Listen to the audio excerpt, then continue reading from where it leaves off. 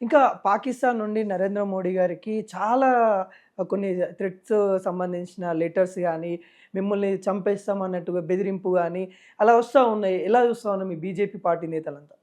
ఇప్పుడు ఒకటి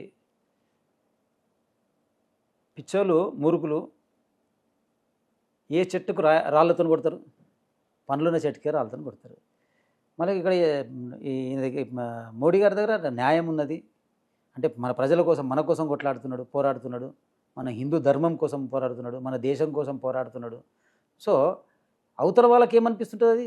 అది తప్పే అనిపిస్తుంది. ఎందుకంటే వాళ్ళకు హిందూ ధర్మం దిక్కని తెలియదు, మన దేశం మీద ప్రేమ లేదు. ఎవడు ఎన్ని మాటలు అన్నా అని కూడా దేశం మీద ఎంత దూషించినా సరే, మన దేవతలను దూషించినా సరే, హిందువులను దూషించినా సరే, మన మహిళలని అవమానపరిచినా సరే, ఏం చేసినా వాళ్ళకు చీమ కొట్టినట్టు ఉండదు. సో వాళ్ళు అంటనే ఉంటారు. కానీ మోడీది ఎంతగా కూడా వీకలేరు వాళ్ళు.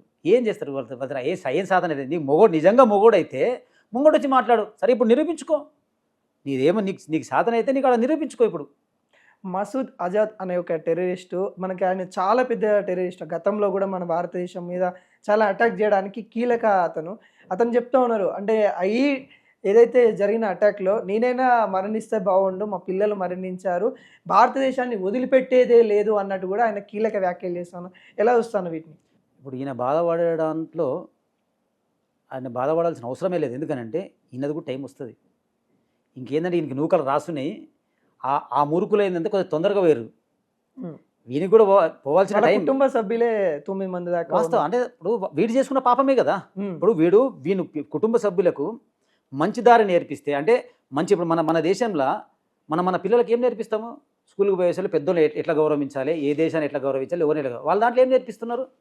పొద్దున్న లేవగానే ఆ దేశం మీద ఎట్లా రాయి ఎత్తుకొట్టాలి, బాంబులు ఎట్లా పెట్టాలి, ఎవరిని ఎట్లా చంపాలి, వీళ్ళు నేర్పిస్తున్నారు. అంటే నీ కొడుకు నువ్వు చంపుకున్నావా, లేకపోతే వేరే వాళ్ళు చంపిరా? నీకు కొడుకు ప్రేమ లేదు, నీకు ఒక దేశ ప్రేమ లేదు, నీకు ఏమీ లేదు.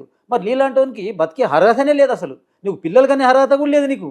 మరి నా పిల్లలు చనిపోయారు, నువ్వు బాధపడాల్సిన అవసరం లేదు. నువ్వు పుట్టినప్పుడే నీ పిల్లలు ఒక సక్రమంగా ఒక మంచి దారిలో పెట్టింటే ఈ పరిస్థితి ఉండకపోతుండే కదా. వాళ్ళు అల్లా దగ్గరికి వెళ్ళారు, ఖచ్చితంగా సమాధానం చెప్తాం, అల్లాకి శాంతి కలిగే విధంగా చేస్తామన్నట్టు కూడా వ్యాఖ్యలు చేస్తా ఉన్నారు. అంటే ఎలా చూస్తా ఉన్నారు? సరే ఒక్క మాట నేను అడుగుతాడు, వాళ్ళు అల్లా దగ్గరికి వెళ్ళారని అంటున్నాడు. అంటే నువ్వు నిజంగా ముస్లిమే అయితే, ఏ ముస్లిం అయినా సరే వాళ్ళు అల్లా అంటే ఏంది? వాళ్ళ దేవుడే కదా. వాళ్ళు ఇప్పుడు ఎవరి మతాన్ని వాళ్ళు గౌరవించుకుంటారు. అట్లా దాన్ని మనం భేదించడానికి ఏం లేదు. సో దేవుడు ముంగటోని సింధూరాన్ని తీసేసి వాడిని చంపి నా దగ్గరకు వస్తే నేను చేరదీస్తానంటాడా? అంటే అసలు దేవుడు ఎట్లయితాడైనా? కాదు కదా. అంటే వీళ్ళకు నూరిపోస్తున్నారు అది. అంటే వీళ్ళ ఖురాన్లో కూడా, వాస్తవం చెప్పాలంటే వీళ్ళ ఖురాన్లో కూడా ఏ మతాన్ని కించపరిచే లేదు అని చెప్పిర్రు.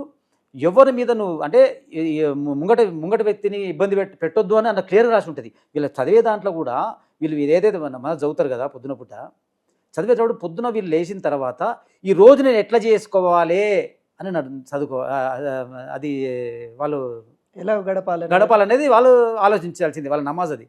మళ్ళీ సాయంత్రం చేస్తారు ఏంటంటే ఈ రోజంతా నేనేం తప్పులు చేసినా దాన్ని ఏ విధంగా నేను సరిదిద్దుకోవాలి అనే నేర్పించిండు వాళ్ళ దాంట్లో కూడా. సరే ఏ మతమైనా సరే, ఏ బుక్, హిందూ ధర్మం బుక్ ఏదుందా అని కూడా మంచి చేయాలనే చెప్తుంది.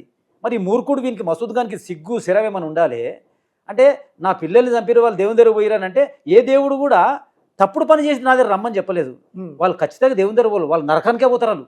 ఎందుకంటే ఇప్పుడు ఈ భూమి మీద ఇంత నరకాన్ని సృష్టించినాడు, దేవుని దగ్గరికి ఎట్లా పోతాడు? తండ్రి చేసిన పాపాలు కొడుకులకు ఖచ్చితంగా వస్తాయి కదా.